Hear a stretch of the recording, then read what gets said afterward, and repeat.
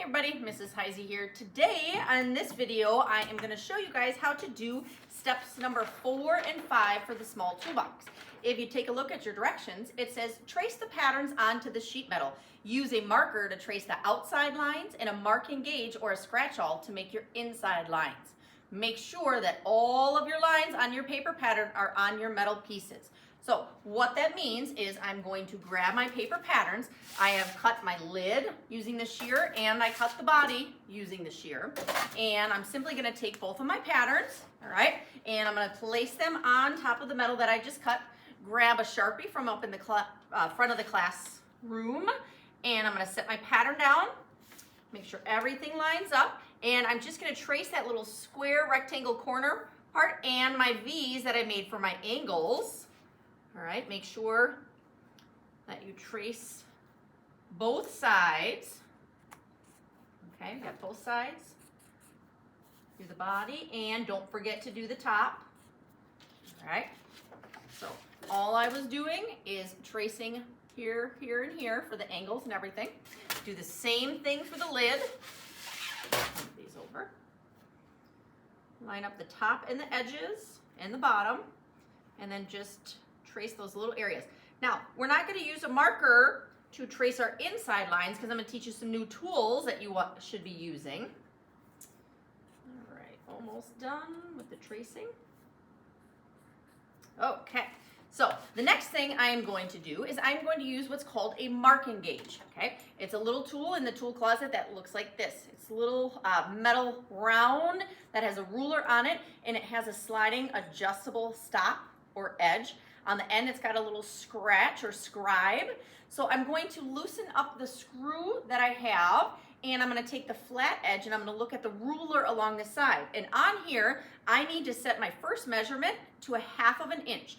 If you remember when you made your paper patterns that look like this, our tabs that we have here, here, here, and here, those are 1/2 inch from the edge. So I'm simply going to take my marking gauge, and I'm going to line up the screw with the flat edge of the marking gauge, and I'm going to find 1/2 inch with this flat surface, and then I'm simply going to lock it into place nice and tight so it doesn't move. So when I push the metal up against here, it does not move, and it gives me exactly 1/2 inch. Move my patterns off to the side. Then you are going to take the edges where your tabs are going to go, and you're going to slide it to the edge of the table. You don't want it too far off, because if you do, it'll bend the metal, and if you have it too far back, you're not actually going to be able to get the marking gauge to make marks. So I just have it right towards the edge of the table. Hold with my left hand. I'm going to hold with my right hand, kind of pinching up towards the top, having the scribe or the scratcher pointing away from me, push up against the edge, and just simply pull back towards myself. And it's not probably going to be able to see it in the video, but there is a little scratch line on here that is 1/2 inch. Do the same thing to the other side, 1/2 inch, 1/2 inch. Then I'm going to also do that to my toolbox body. So that's how easy it is to make your lines right along the side.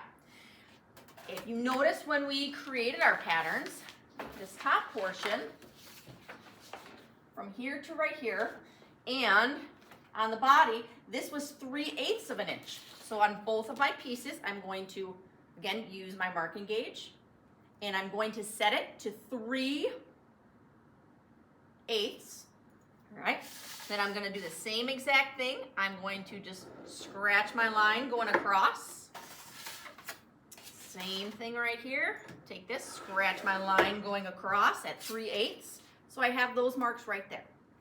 For the inside lines, my horizontal lines right here, right here, and right here, and my lines right here, right here, you'll notice it's from the bottom of an angle to the bottom of an angle. So I'm going to go ahead and use a new tool as well. This is called a scratch awl. Kind of looks like a screwdriver, but the end of it comes to a point.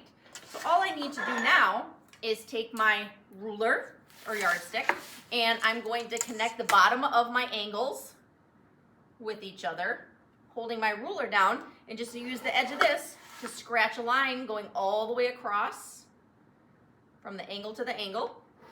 All right. And I'm also going to, from these squares in the corner, the bottom of the square to the bottom of the square, I'm going to connect those as well.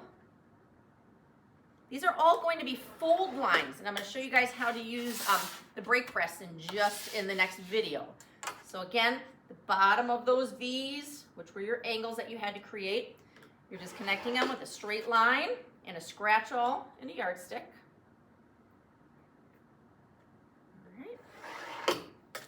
Voila. And again, double check. This is step number 4, that you have all of your lines from your paper patterns. Okay, you have all your lines are now on your pieces of sheet metal. Step 5 says cut out the pieces of the box using a tin snip. All right, so we have in one of the tool closets a drawer that has full of tin snips. To open these up, you simply squeeze the handle. There's a little latch and it's spring loaded. All right. Now, when we're using tools, don't want to cut my hair. Make sure you have that back. Make sure you have safety glasses on or something to cover and protect your eyes, because if the little pieces of metal go flying, we don't want those to come up into our eyes. All you are going to do for this one is you are going to use the tin snips and you are going to cut off the marker lines that you drew. You should not see those. All right, you're simply just going to cut to the outside of your lines. All right, and if the part doesn't fall off, you might have to twist it.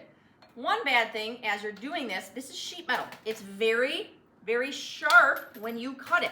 So be careful. If you do end up cutting yourself, make sure you come up to the teacher, all right, and let me know. We can get it cleaned up and get you a Band-Aid. All right, so again, I'm cutting off the marker lines that I drew on here.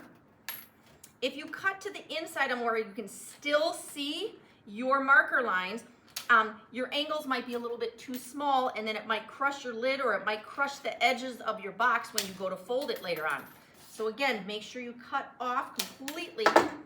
You shouldn't see any more marker lines. All right, you're going to do the same exact thing to your other piece. Just simply cutting edges. You're going to take these. You can twist them off if you don't, or if it doesn't come off all the way. Sometimes they come flying at you, sometimes they just simply fall right off if you cut it properly.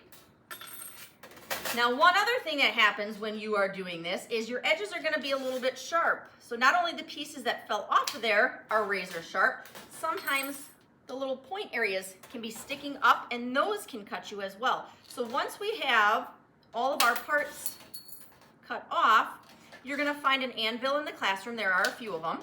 All right, and you're going to grab a mallet. Okay, so I have a mallet and an anvil right over here. All right, push my stuff up to the side, bring it over here.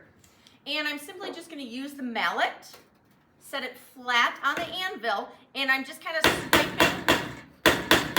to flatten out and dull up some of those sharp little areas that I just cut. Do the same thing to the other piece. Flip it around. All right. And there you have it. That is step number 4 and 5 of the small toolbox.